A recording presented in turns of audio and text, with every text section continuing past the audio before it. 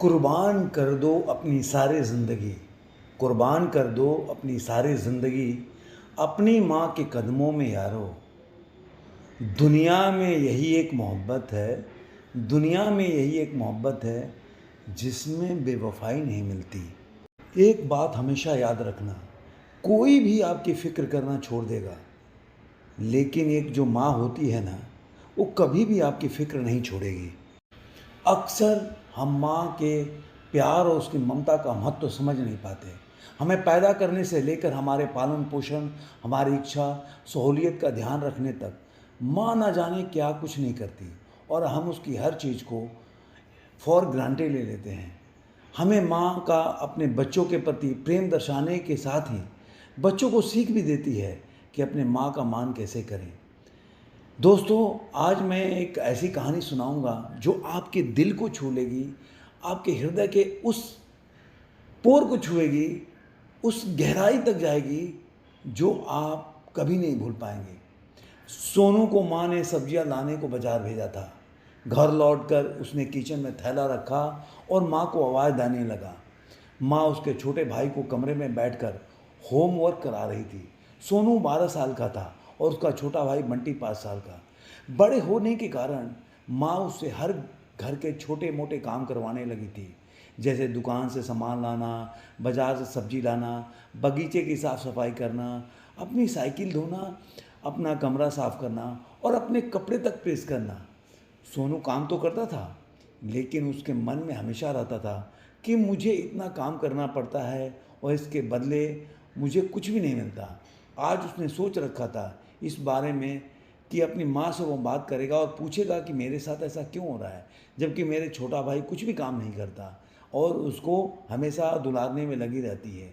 लेकिन उसकी हिम्मत आज तक नहीं हुई थी, इसलिए उसने एक नया तरीका ढूंढा और उसने कागज़ पर सारी कुछ लिख कर और अपने माँ को जाकर देने का सोचा। कुछ देर बाद वह कागज़ लेकर कमरे में गया जहाँ उसकी माँ बंटी मतलब उसके छोटे भाई को होमवर्क करा रही थी। उसने कागज़ को धीरे से माँ के पास रखकर और वापस बाहर आ गया। माँ ने उस कागज़ को खोला और पढ़ने लगी।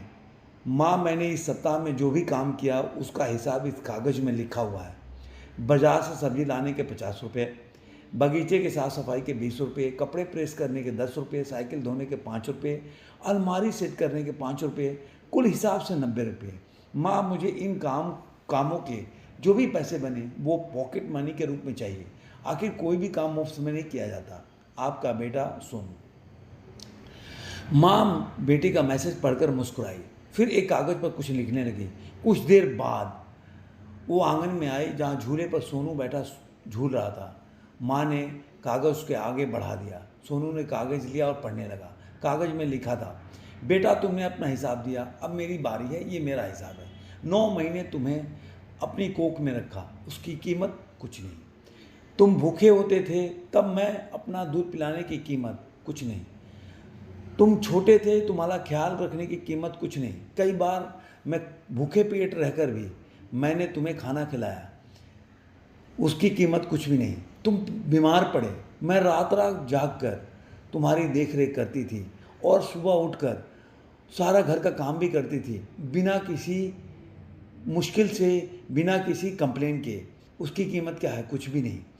ऐसे हजारों बातें मैं तुम्हें बोल सकती हूँ। इन सब से पढ़कर तुम्हारे लिए मेरे प्यार की कीमत तो लगाई नहीं जा सकती, वो तो अनमोल है।